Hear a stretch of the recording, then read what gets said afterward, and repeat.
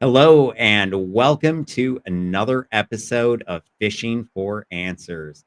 Today, I'm here with Nigel Miller, the Deputy CISO over at Maximus. So I'm really excited to talk to you today. Maybe you could start by just telling us a little bit about yourself, maybe your background, how you got into cybersecurity in the first place. Sure, absolutely. Initially I had my first little I was a developer at a large credit card processing company. I had my initial step into security, didn't realize it was really a security function and locking down some critical aspects of how credit cards are made and processed, or the cards are made in a way that uh, would be a real problem if it wasn't locked down and and all the company had access to what it was. Then eventually, went through my career as in IT, started in IT and loved it, being in IT, and I had an opportunity to I shift don't over think to. a lot of people say that, loved it, and IT in the same sentence, but Oh continue. yeah, I'll tell you this. I'll tell you this. I've always loved working with people, and I managed a help desk for some time. That was one of the areas that I realized that I liked working with people very much, solving their problems, and for me, I think security kind of was my next step because I'm very technical. I very much enjoy working with the technology aspect of it, but I really like working with people. And I'd say that the leadership in technology, you don't necessarily find as many people in the technology area that like working with people. So I found it very rewarding throughout the entire time I've been in it, and in leadership as well. So my goal is to serve all the people that work on my team, uh, serve the leadership in the way they need it to make their job easier. And I'd say that's the my main goal is to make everybody's life a little bit easier. Want me to be around so I can kind of grease the skids, is what we used to call it. Well, I think that's a great goal, and and I actually hear that theme a lot. It normally comes off more as I don't want to be Doctor No, but definitely I see that being the running theme across most CISOs that I talk to, and it's very I'm encouraged by it. For so long, so much of cybersecurity was about getting in the user's way, telling them no, this is what you can't do. And so I'm encouraged by seeing the flip where we're the department that's enabling instead of the department getting in the way and always being difficult, if you will. So Mhm. um, I also like what you said about just the having a passion for people. I think that in cybersecurity, it really is really more of a people issue than it ever is a technology issue. And so being good with people, I imagine helps your career quite a bit because every day you're having to deal with people. Let's actually start right there. Just the social aspect of your job. Maybe you could tell us a little bit more about that. Oh, sure, absolutely. What I find is the majority of people, and the vast majority, want to do the right thing. If you provide them the tools, you provide them the who to talk to, who to reach out to, who to help them get through in the best way, in the right way, then you're going to have the most success. That's what I've seen. However, like you mentioned, if you're the department of no, it's hard. It's hard for other areas to want to include you in the discussion if they just assume that you're going to start out with a no before you even looked at what they do. I like to explain. Somebody gave me this analogy once. One of the architects of the places that I worked, and I thought it was a fantastic analogy of what we are. And I recognize that at first this is going to seem kind of strange. So if your entire organization is a car, then information security is really the brakes on the car. Now, the you think that that might look as a negative thing, but the reality is, if you don't have good brakes, you're not going to go down that hill. You're not going to go fast because you will not be able to turn. So we're the part of the organization that says, well, let's just take a step back and make sure that we can be compliant with what we have to be compliant with. Let's just make sure we're not taking on more risk than we need to take on with what we're doing. Now, Yeah. it's not saying that we're stopping the car. That's No, not what we're looking to slowing it do. We're down just and right. asking questions. Exactly. We need to be able to make the turns. We need to be able to slow down when it's time to, so that we don't crash. And that's our goal, is we prevent risk by making intentional slowdowns in certain spots, and then having that analysis around everything that's going on to make sure that what we're doing from, and that's project operational wise, that we're not going to run off the road. Yeah. So Okay, so next question, and I really like that analogy, by the way. But next question is, when I say security awareness, what does that mean to you? And I know that's a really broad question, but it seems like it has a little bit of a different definition to different people. it, And it does, yeah. curious what it means to you. So what it means to me, and generally so security awareness at all levels, really. You have your super technical people that really want to understand, like if you have a developer, they want to understand secure coding practice. They want to have, that's not necessarily their expertise, but they want some place to go. They want some guardrails to be able to help them do their job more efficiently, effectively, do it fast, but in a secure way. Then you go down to the other side of the spectrum, which is more on the user-based thing. You have your person who has technology, just happens to be part of their job. They're not necessarily an expert. They're answering the phone. The information is just presented in front of them. They're not necessarily, they don't know what happens when you click a link. They just see it, they click it, and something pops up. So security awareness at all levels is really whatever your job function is, or whatever you're responsible for, whatever access you have, you need to understand your responsibilities with that access and how you might be exploitable for the benefit of the bad guys. And that's what I see as security awareness. I like that. One of the things that I noticed is that you really did cut or hit a lot on different roles and their responsibilities. I see or I hear role-based training talked about a good bit in conferences, but I don't see it implemented that often. I'm curious, is there anything that you're doing to really address more of those different roles, like what you mentioned, making sure developers have the training that they need, your IT team has the training that they need, and that it's really adaptive to that individual. Sort of. I mean, it's there's the what should happen and what you're able to get in place. When there are canned solutions that you can just go with to help, and you can give the roles those canned solutions on what generally is their job function. What I've also seen is that there's specific things that are focused more to where you're working and what compliance levels you have to be focused on. And those are the more challenging of the role-based training. So if you're working on a project that's tied to some certain compliance level that other projects are not, that's where it gets a little bit more difficult to give specific training to every different role within that. Absolutely. Well, I mean, I think role-based training in general is difficult because it's this rabbit hole. And the question is how deep down the rabbit hole do you want to go? Can you afford to go? It's certainly not something that's easy. And I could give another aspect of that there, and we're talking about the you also want to get as close to them at the actions as possible, coaching the users, and I recognize it's not like a a PowerPoint or going into some video training of something. But if you have developers, and I have a sweet spot for developers because that's where I started my career out.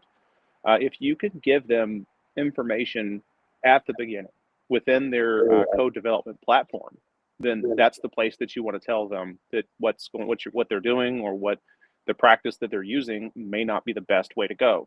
And if you can tell them at that point that what you just did possibly has a SQL injection vulnerability or that kind of thing, then you're going to get the most out of it there. Yeah, I think developers or really anybody, the more you can tie it to specifically what they're doing, the more effective it is. I actually saw a study that said that when you can contextualize training to that individual's role, that it makes it 15 times more effective. So I can only imagine how much more effective it gets when you're tying it in not just to their role, but to that specific project and that bit of code base, or maybe vulnerabilities that you found in one of your SAST or your DAS scans, that say, okay, here is, what we need to teach you about, and here is why, to really connect it. Um, I know that, along those lines, another thing that I always hear different CISOs talk about is really explaining the why. Any tips on how you go about that? I mean, across the different roles, because it is a different why for each person. It is. I think the easy use case of the why is with your financial people. That tends to be a pretty common attack vector where your people Absolutely. who are in charge of your money are good people going after it. And I think with that, it's best to show in places in the industry that that's failed, and companies have lost millions due to a misassigned invoice or somebody.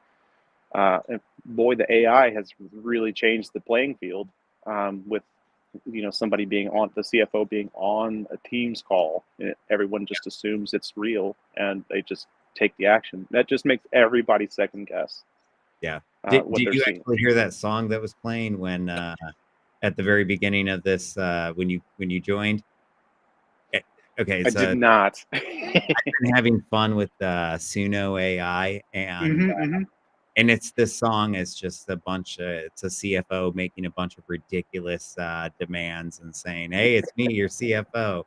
Wire me $1 trillion." And of course at the end it says, or of course you could just verify something like that. But no, I mean it's truly a different world, because not only are these tools readily available, but they're easy to use. I mean, there was this new open source deep fake toolkit that came out. I want to say late last week. It was like Thursday or Friday, and this thing is better than any of the professional tools on the market.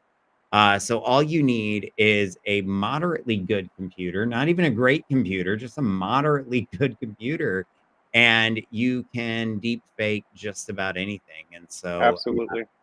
I Hey, I won't tell you which one it was, but I used one of those song generation platforms, and I had Dolly Parton singing about me as the one who got away. It's a good Tennessee Smoky Mountains story. It was oh, quite that's great. funny. That's great. No, I mean, I think that's one of the fun things about them. I know my wife and I were making some probably inappropriate, but just hilarious Diddy songs, or songs about Diddy rather, right after everything came out. So, but I mean, that's a really great segue into artificial intelligence, because it's changing everything. It really does change the threat landscape. And, it's funny, we used to tell people to look for typos, but now that's not even the case anymore. If anything, it's completely reversed, and that typo indicates that it's safe. So AI changes the threat landscape, and not just when as it pertains to phishing. What are some of the things that you're focused on as to how AI is just changing that landscape? Yeah, it needs to be part of people's training, as when it comes to that's one part of it. It changes the way that the training has to be done, and what people should be looking for. If you're not there's some things that are just always going to be constant. If you're not expecting something to come through, it probably isn't for you. If you didn't sign up for your FedEx shipping stuff to come to your work email, it probably isn't real. So there's always going to be those things, even with AI. But with AI, you can. The unfortunate thing is that spear phishing is now super easy to do. If you just have a little bit of knowledge, you can really make an email look legitimate. There's going to be some classic things you need to continue to do, and you know if if it's coming from a source that is high risk, it kind of puts us into a maybe risk rating emails and those kinds of things, maybe putting extra tags on emails that are coming from external that has been sent to a lot of people, those kinds of things. And I'll throw out there some additional tools you can use that were not necessarily available in the past that are AI driven that Yeah. detect phishing and potential email compromise or attempted links, or if it can go into the link and inspect what exactly is it trying to do, that kind of thing. So there's definitely some better tools than there used to be, although that it is kind of an arms race at this point with the bad guys and their more efficient phishing emails. Well, I don't think it's just that the bad guys are more efficient or anything. I mean, part of it is that the bad guys don't care if they mess up. The bad guys don't care if they have a big, they send out a million emails and they forget the link or something. Those types of things don't matter. But for us, it really does matter if the AI backfires and says something obscure or weird or makes a threat. Like, we saw Google Gemini where this guy's just having a normal conversation with Google Gemini. And it's about, I want to say elder fraud. And I don't know, at some point in the conversation, Gemini just says, "Hey, everybody hates you. Go kill yourself." Oh man. And I mean, you can't make this up. I actually uh, went and researched it and found the thread, and they link you actually to the entire conversation this guy has. And he did nothing to sort of make it think that that was what it would want or the output it would like, I guess, want. Because often when you see those sort of sensationalized articles, that's what it is somebody conditioned that thread to produce an output like that. It's not just out of nowhere. But the reality is we have to be careful about those things in the enterprise space because we can get sued and very quickly. And the bad guys, they don't worry about getting sued.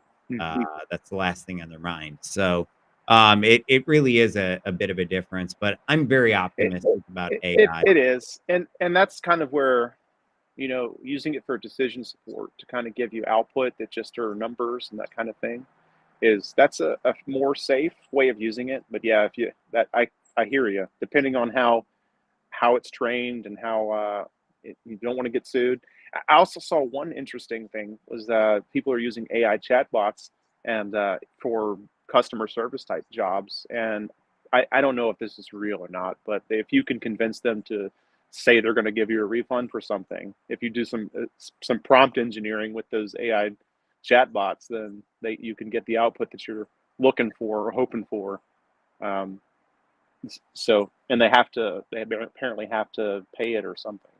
Well, whether or not it's real, it's certainly going to be something that happens. I mean, this is just knowing the United States. Somebody's going to do that, and then they're going to sue for their free car or whatever it is. So Absolutely. whether whether or not it's real yet is only the only real question there.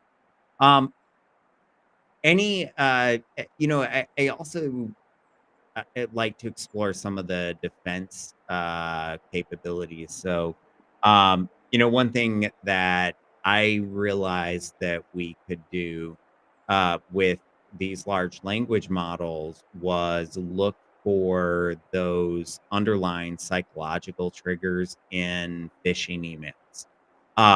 And it was something that we couldn't really look for before. Sort of like sentiment analysis has Oh gotten yeah. a lot better recently. And so I'm curious, are there any other AI technologies that you've come across or different cool, unique ways of using AI that you're like, hey, that's exciting.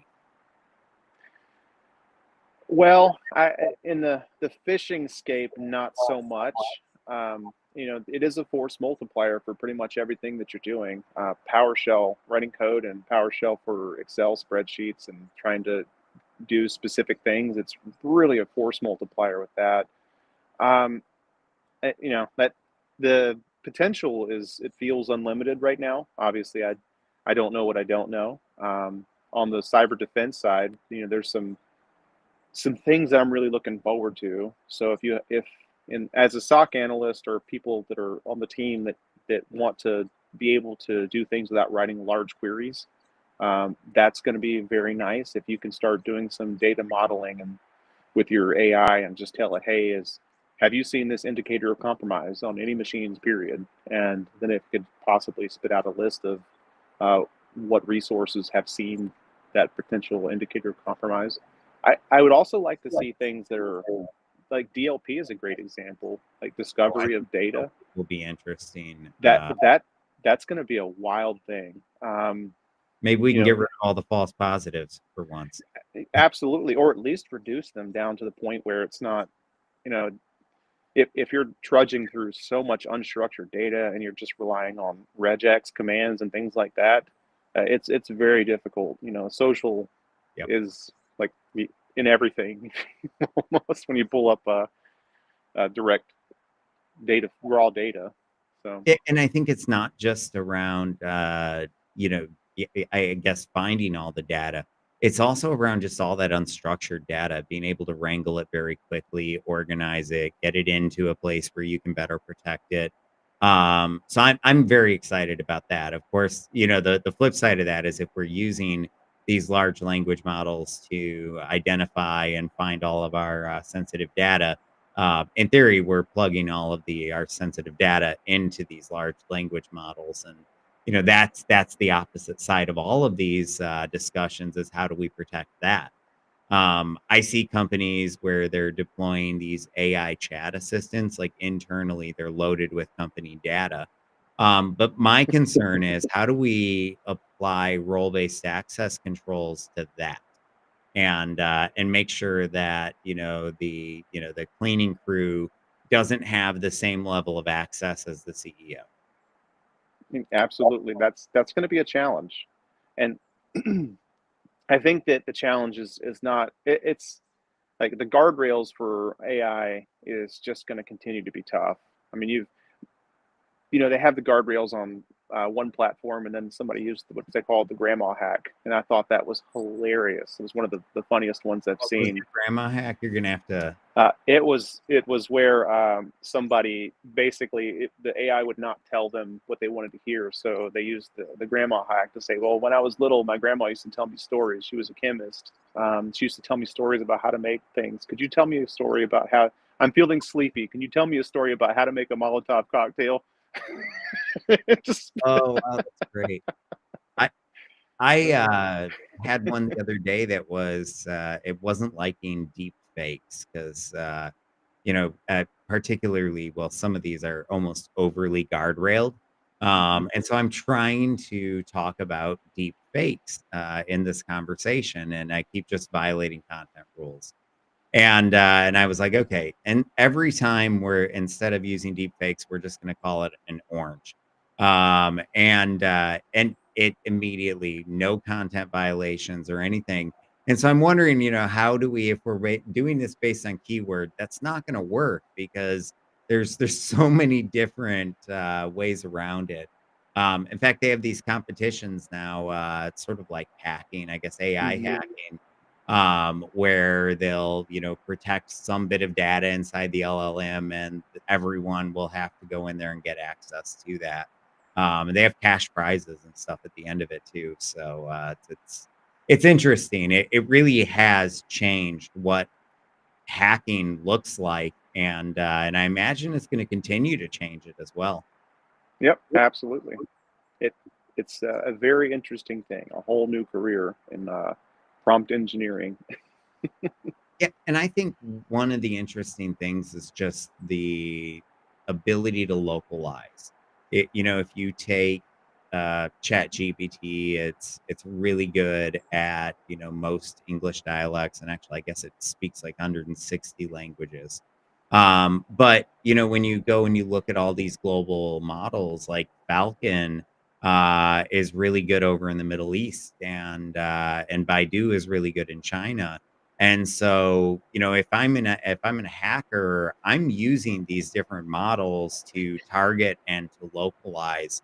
And if I've thought about it for sure, they're already doing it and using it. So I don't know. It's interesting for sure. Mhm. Okay, switching subjects, a question I like to ask everybody.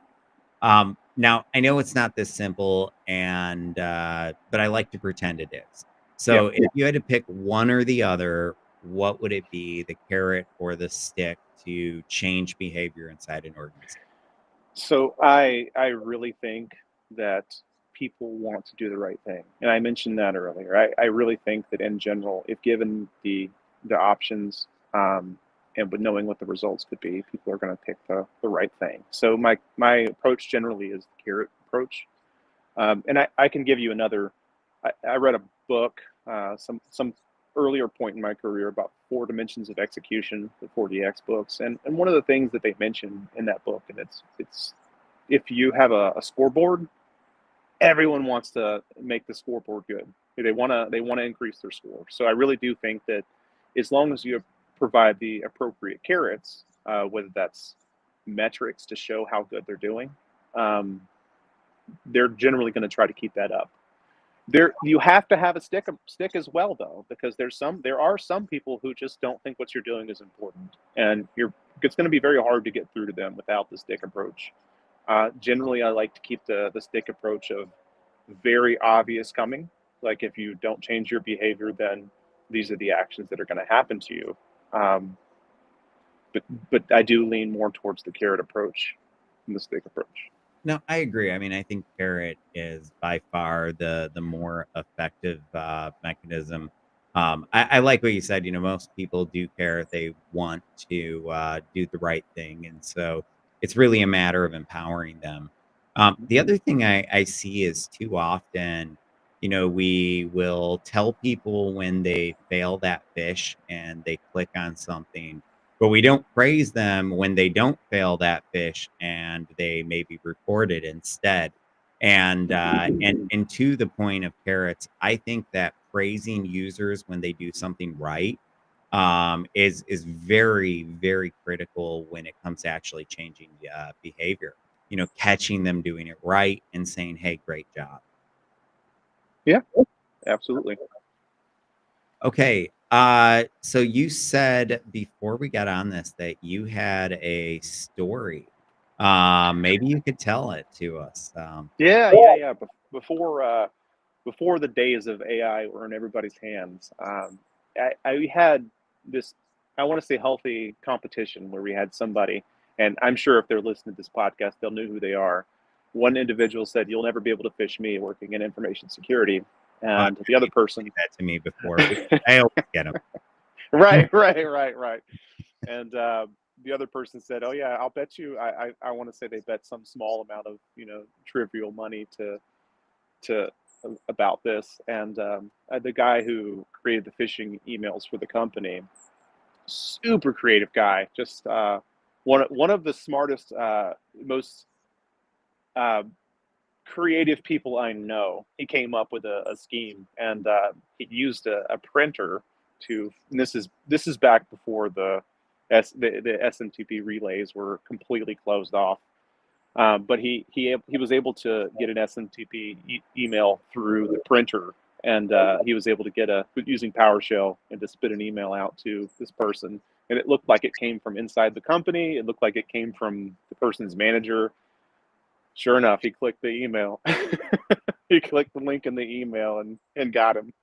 And that was one of the funniest things because this person may or may not have been an application security person who was, very, very prideful. It was a very fun scene to see. But my story with that is that if if you could get a pen tester with a link like that, what hope do the rest of us have with AI and all of these targeted phishing emails?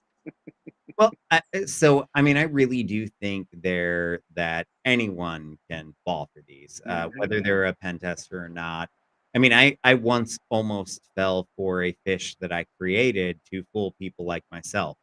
It's funny that it almost caught me, but that was the exact intended reaction. And so I think number one, anyone can fall for these things, but uh, in my career, I was really good at social engineering. I found that out really early on. In fact, if you Google how to rob a bank over the phone, it just pulls up a black hat talk of mine. But because of that, when I got sick of penetration testing, not because it wasn't fun, but because I really felt like I was playing a game of gotchas. Every year I'd come in, I'd do the assessment again. It'd be the exact same findings as the year previous, with maybe one or two differences. And most of our findings were around the human element. And I had this one place that was just the worst, worst at repeating the same thing every year. And it's this big national, I guess, multinational financial institution. And I tailgated in off the same person 4 years in a row. And so at this point, I'm like, I actually want to change this. And how can we make awareness or everything that we're doing to change behavior more effective? And that led me down the path of social engineering for good. And I found out very quickly this has been studied. It's not called social engineering; it's called behavioral science. And there's been a great deal of research that's been done on this. And that's a long way to say I came across this behavioral science principle called identical elements theory. And it's the reason why when you buy a new car, you recognize, or and you're driving down the road, you start to see it everywhere. Whereas before you bought that car, you didn't see it, at every traffic light. And so that exact same tactic or principle can be applied when to phishing attacks. And what I like to, or I guess to create what I like to call human virus definitions. And so if you go through and you do a phishing simulation and you learn about urgency and how they're going to use urgency against you, and you learn it really well, you'll start to see that elsewhere. And it's not just an email now because you've learned about urgency, it could be through any different medium. And so I believe that is the number one reason that we run phishing simulations is to implant those, for lack of a better term, human virus definitions. But I also believe that that's the solution is really training our people to trust their gut. Hmm. I've almost never talked to anyone involved in an incident where they didn't say, "I should have known better," Yeah. or something to that regard. And I think the reason that they say that is because there are always red flags. Yeah. There, And is it more about changing that default autopilot behavior that people have? That's no, kind of how I feel. I believe. uh,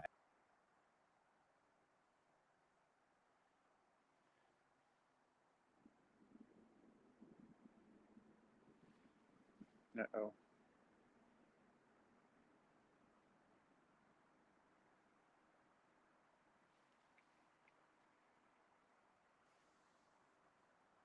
Okay, I guess I Nick, lost my connection nope. for a second there. Well, either you or me. I don't know. I don't know, but we're back. I was just agreeing with you and saying I think that the autopilot is the most important factor there. Mhm. Um, really, really great stuff. Are there any tactics that you've found to be particularly effective in security awareness? So, like, any just tips that you'd give to people in building out their programs? Uh, I it's kind of a tough one. Some of it's the tagging and helping the user understand what they're seeing. If it's kind of hard for your standard employee to who doesn't he only uses the computer for work to be able to detect a phishing email if you don't give any kind of indications. So I'd say that the majority of it is just look for the indications of potential external emails, but you have to, from a security program, have those indicators on the emails. So when the user comes in and looks at the email, they have some place to reference of what might be a higher risk than other things. The sense of urgency is definitely a part of it as well. Boy, if you could put that, hey, this is potentially phishing because the sense of urgency here, just use extra caution. That's a fantastic thing. But you'd have to have a platform that can do that and provide that information to them. Well, Uh, I do agree that that's an area that that AI is going to be particularly useful, is providing those types of contextual warnings to users, whereas before they were very I don't know, sort of boilerprint or I don't know. I'm drawing the blank, but they were very much the exact same over and over again, or very generic. And now we can use AI to customize those messages to the individual. I do think that's going to be a big thing in that that changes awareness in the future. mhm. But I Yep. also think that there really are only a handful of tactics that we see being used over and over again. And I think that if we can get the user very aware of urgency, authority, sunken cost, these different things like that that are going to be used against them, Mhm. I really do think that's when we become more effective.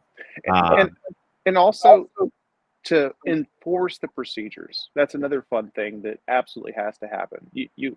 I mean, again, I'm going to pick on the finance people again. If it's a wire transfer, uh, you should be making that as a phone call, and you should be calling the number that you have on file. Like that's a fairly easy step that you should be taking. That the processes mitigate some of that risk. I think it's So low tech process that is the the answer to these deep fakes. So I completely agree. You've got to stick to process because there is a chance that that's not your CFO. mhm. And when all of a sudden you can't necessarily believe your eyes, that's where process saves us. And I think that telling those stories about that Hong Kong, finance guy and the CFO deepfake, I think that's very powerful for our users too. Yep, absolutely.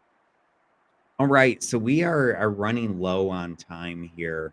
But before we wrap up, I want to sort of open it up to you and just ask, do you have any thoughts or recommendations for anybody out there?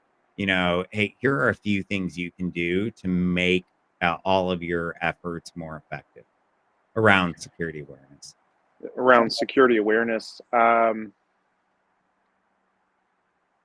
well, I hate to say it, but a lot of it's still like the standard block and tackling with things. I mean, if you can provide role based training to those users, if you can provide, I want to say like everyone has standards. Every company has standards and procedures and all of these things.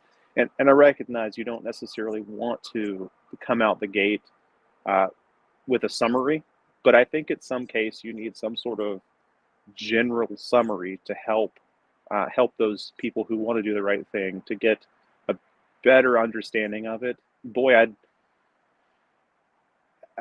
I mean, it's kind of another double-edged sword. If you could use AI to have let people ask questions to instead of having to reach out to your local security person to interpret a standard for you, you can possibly take the first stab at it with AI. That's a fantastic thing.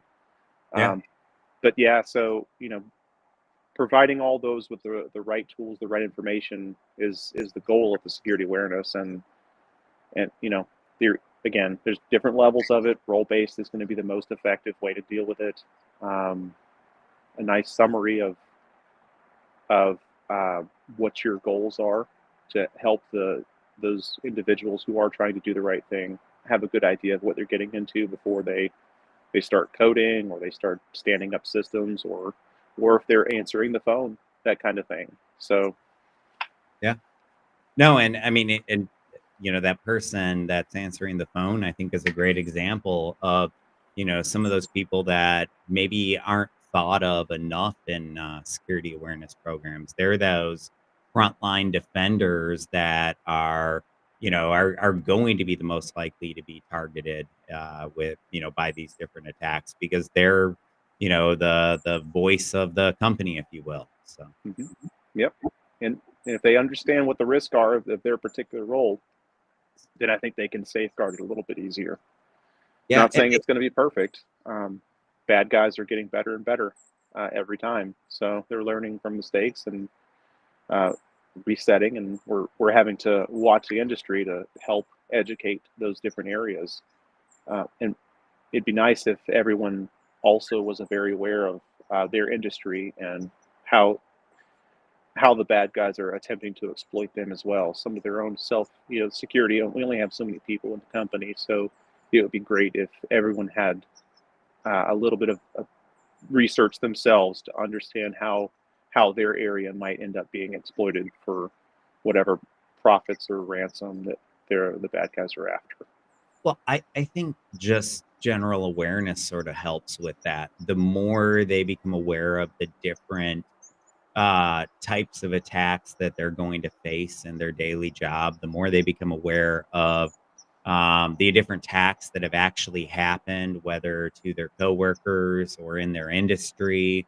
I think those are the things that get them thinking and asking the right questions like, is this business process safe or do I need to go holler at Nigel and have him help me figure out a better way of doing this? Yeah, and I will say that that's a very effective way. We've had, the see something, say something um, method for quite some time, and we actually have a lot of individuals who come and say, "Hey, what do you think about this?" Sometimes it's perfectly fine. They're just a little bit scared about what they've seen, and sometimes it's like, "Oh, we need to reevaluate this and put a better process in place." I mean, that's fantastic when you have different areas of your business or different areas reaching out to ask questions. That's great. I think it's one of those less measurable things that just proves that you really are building a better culture, when you start having people come to you and instead of you having to go to them. Um, Yeah, and it's like a no judgment zone. Let's talk yeah, about this. Let's sit the risk out there. Let's I like to use I like assessments when people come in and we do assessments. I like to call it dumping all the garbage out on the table and having somebody come in and assess yeah. assess what the things are that need Sometimes to be you have looked to at. call the baby ugly, if you will, Hmm. and you don't, it's not that you're getting pleasure in it, although I think some people in our industry might get pleasure in it.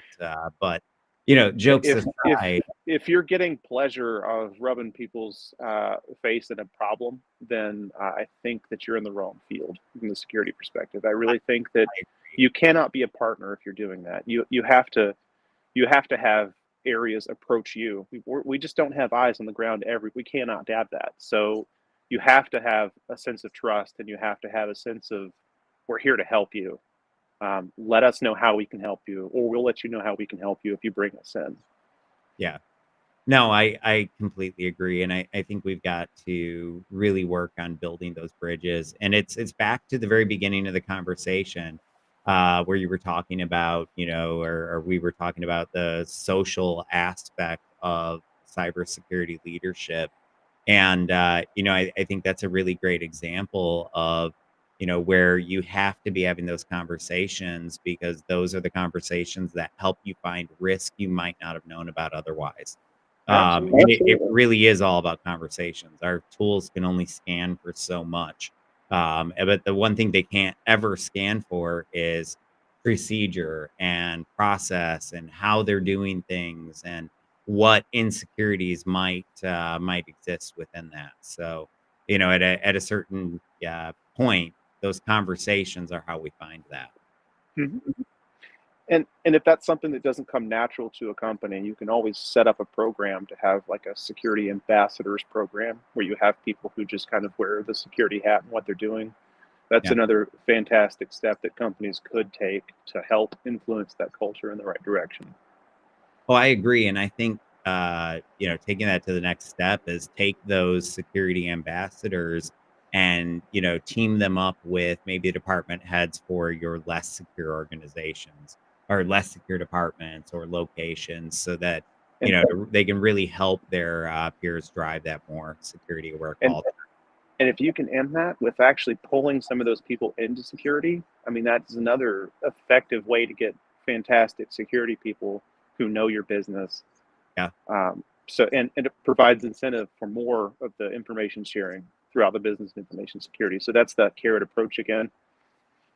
When I was in penetration testing, I always found it interesting that when I'd be at the same client for like 4 or 5 years in a row, often by that fourth or fifth year, that IT person that I was working with in the very first assessment, they're now in cybersecurity and they've moved off to a different organization.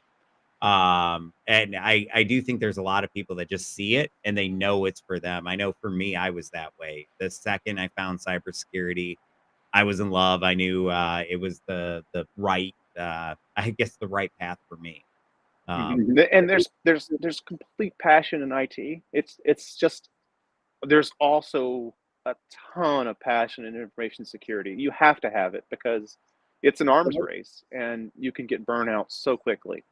Yeah, and there's And a I'll lot say, you have to keep on top of, like AI, for example. If you're not staying on top of it, that's risk potentially in your organization. absolutely. You got to have, not only do you have to have people who can use it, but you also have to have people who use it and understand it as well so that we can appropriately line ourselves up to mitigate the risk Absolutely. before it happens to us. Well, hey, this has been an absolutely great conversation. Thank you for joining me today, Nigel. For all of the listeners, thank you and have a wonderful new year. It was a pleasure for me as well. I